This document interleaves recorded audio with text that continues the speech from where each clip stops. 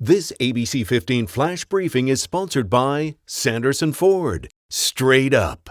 Hello, I'm Megan Thompson with your afternoon update from ABC15 Arizona this Friday. Check your mailbox. Those free at-home COVID tests from the government, they should be arriving any day now. The tests may be convenient, but they may not be enough, especially if you need to prove that you got those test results. Keep in mind, a PCR test may still be required. The documentation you receive when you test positive for COVID is a big reason. If you're in a situation that requires a negative PCR test and you tested positive for the virus at home but recovered months ago, you may not be able to prove that. They could need surgery, and the surgeon won't operate on them because they think they just got COVID, that day. And preoperative testing is a common reason for PCRs to be done. They could develop long COVID and need insurance to cover specialist visits, and they have no documentation of a diagnosis of COVID. You may also need a negative PCR test for school, work, or international travel. You can report a positive home test online in most states, but receiving an official confirmation back from the health department, that will vary. From students dealing with learning loss to teachers getting burned out, the fall semester was a difficult one for educators. 185,000 people quit jobs in educational services between September and November of 2021 all across the country. Teachers saying the pandemic added a new layer of pressure to the job. Start of the pandemic, I was like, what is this? It was the hardest time during my teaching. My approach is always just okay, what can we do? We are seeing educators, particularly teachers, who are taking either early retirement or, even more troubling, they're just quitting. Arizona trying to address a teacher shortage. Just this week, the State Board of Education approving changes to substitute teaching certificates.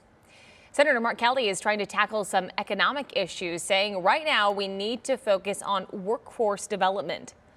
As we come out of this pandemic, it's important that we not just bring back the jobs of the past, but create the jobs of the future.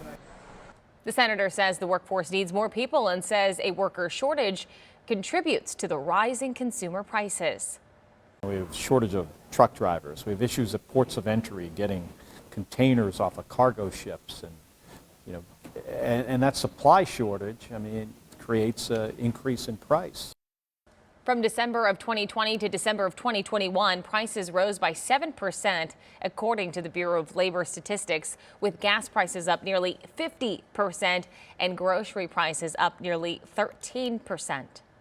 Be careful what you click on when you're scrolling online. The FTC warning social media has become a goldmine for scammers. A new report from the agency shows 95,000 people fell victim to social media scams last year for a total of $770 million lost. More than a third of those scams, cryptocurrency investments.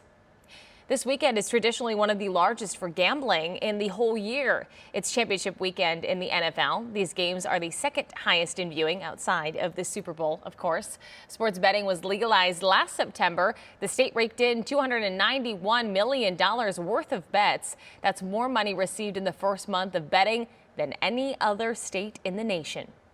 The NFL playoffs, March Madness around the corner, college basketball hitting its full swing before that. Arizona Wildcats, obviously a top 5 team.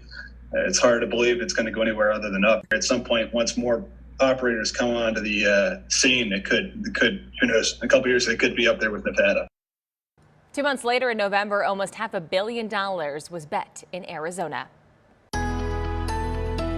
Time for that most accurate forecast. I'm meteorologist Iris Hermosillo. Get ready for stronger winds as we wrap up the week. Gusts here in the valley as high as 25 miles an hour. Northern Arizona winds not as strong as they were overnight, but they will still be breezy, gusting through the day near 30 miles an hour. Again, early this morning, stronger, but they'll start to drop down in speed as the day goes on. Now, the other thing is we've got wind advisories that are in place until this afternoon for some of that higher terrain just east of the Phoenix metro. Gusts as high as 45 miles an hour there. Southeast Arizona under wind alerts, and the upper Colorado River Valley still under wind alerts too. An area of low pressure clearing to our east, high pressure setting up right behind it, and it's that ridge of high pressure that's going to warm things up as we head into the weekend. So breezy today, highs in the 70s today too, up to 71 this afternoon. Then Saturday, our temperature peaks at 73. A few more clouds through the weekend, but we're still looking dry in the valley. 70s to start next week, then 60s again by Wednesday.